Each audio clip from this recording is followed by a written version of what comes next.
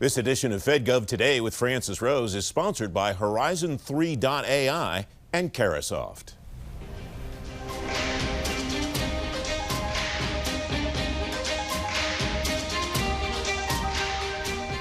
On this edition of FedGov Today with Francis Rose, the Marine Corps' cognitive radar takes warfighting to the next level. The prime AI questions for national defense and Central Command's bid to push innovation to the edge. Welcome to FedGov Today with Francis Rose. The Marine Corps' Special Operations Command is driving an initiative called Cognitive Radar. That radar will have a long list of skills and traits. Major General Matt Trollinger, U.S. Marine Corps, is commander of Marine Forces Special Operations Command.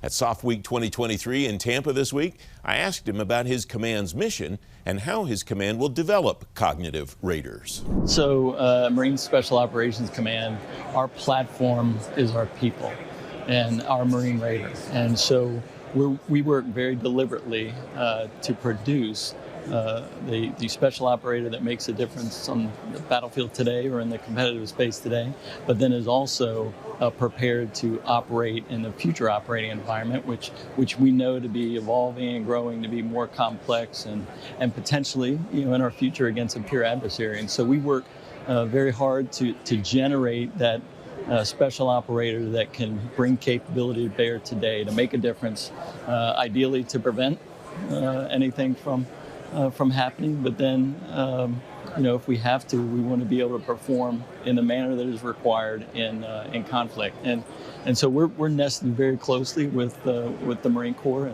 and what General Berger's doing with Forces 9 2030, and we're running in parallel with that in terms of what it is we want to be able to provide, because we know we're going to have a close working relationship with the Marine Corps in this future operating environment. Part of the SOF community, but we also are going to be operating in the same areas that we know the Marine Corps is going to be operating. And so we want to maintain a close relationship in terms of capability development, our ability to operate together, et cetera. So I think we're running pretty well in parallel, and got some good momentum and again following along with what the Marine Corps is doing specifically. To your point about the operating environment evolving, is there a way to anticipate or predict how it may evolve, or a couple of ways that it may evolve, so that you can think and strategize about how you want to prepare that special operator for whatever the landscape might look like in 2025 or 2030 or beyond? Well, absolutely. I think by evolve, it's going to require us to have capabilities that we previously maybe didn't put a lot of investment into, and that's just because it's so dynamic. Some of the technology that it's able to be brought to bear today, and certainly in the future, is just going to, it's going to produce results that are going to be significant, and so.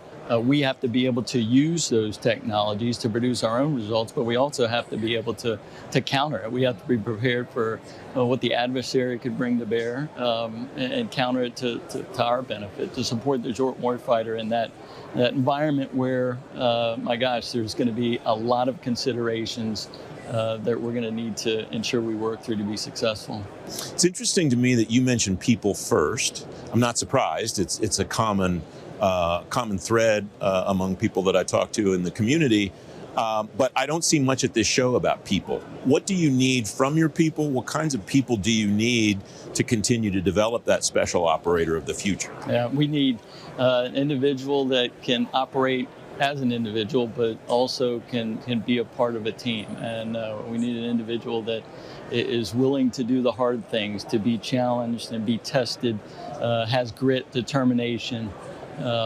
We look for, specifically, we have 10 different attributes that we really take a hard look at. And over time, we've come to glean and understand that those 10 attributes are really helpful in determining, one, how successful an individual will be in pursuing a special operations career in the Marine Corps, but then also it's going to contribute significantly to what it is we provide in the deployed environments on the battlefield. So, but we're looking for individual character, a lot of character. We can train them.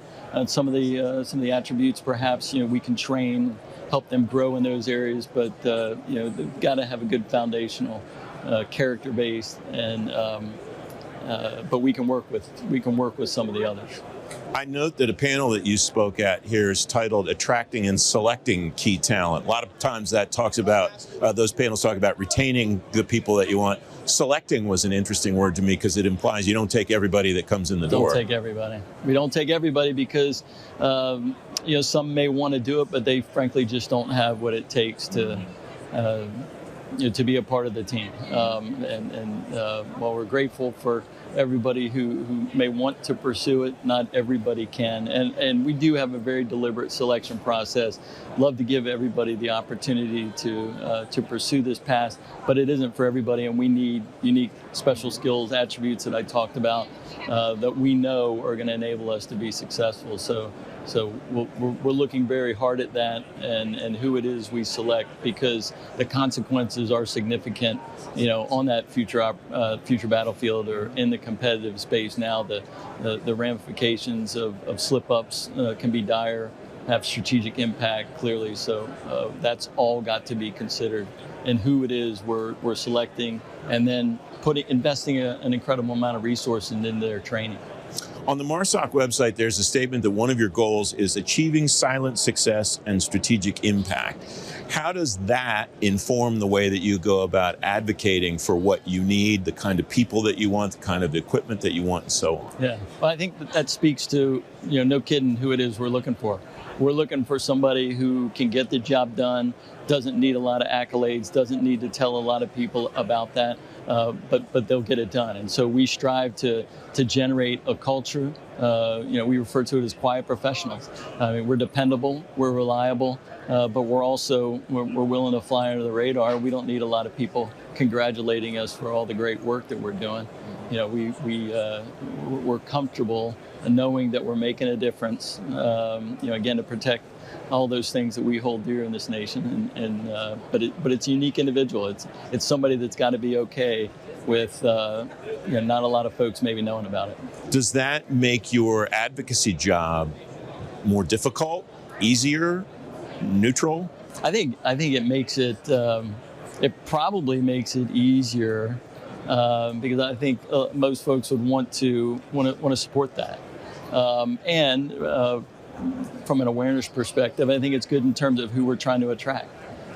Those who would aspire to. That's the kind of thing I would like to be doing, making a difference. But I can kind of fly under a radar, not get a lot of recognition, have a lot of publicity on me. So I think it's helpful that we're open like that in terms of what we're looking for and what we expect and the culture that we're trying to generate. Final thought, General. You've been in this command for about a year. What has surprised you? What have you learned in this command post? What's different than other assignments that you've had before you came here? Well, clearly, different just from a special operations focus. My third time in Marine Special Operations Command, started as a battalion commander, so I was closer to tactical units, and I came back and was on the staff for a while, and then in command. What an incredible opportunity to be in command of MARSOC. And I wouldn't say surprised, just very pleased to see how much the organization has evolved and the difference they're making day in and day out. MARSOC, Marine Special Operations, has really grown to bring an incredible capability to bear to the soft enterprise and the U.S. Special Operations Command. The people are a huge part of it. When I've come back each time, I see some of the same faces who, in a lot of cases, have never left. And they continue to give and contribute to the organization's success, and that's a tremendously warm feeling I get out of seeing those faces and knowing that they're still contributing. They want to see us do well.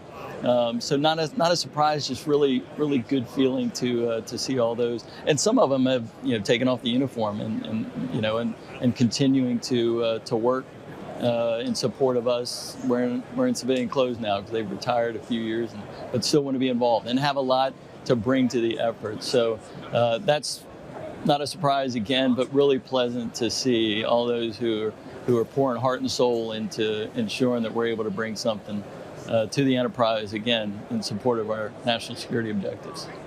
General, thanks very much for joining me. It's great to have you here. Thank you very much for having me. You can read more about Marine Forces Special Operations Command at fedgovtoday.com. Coming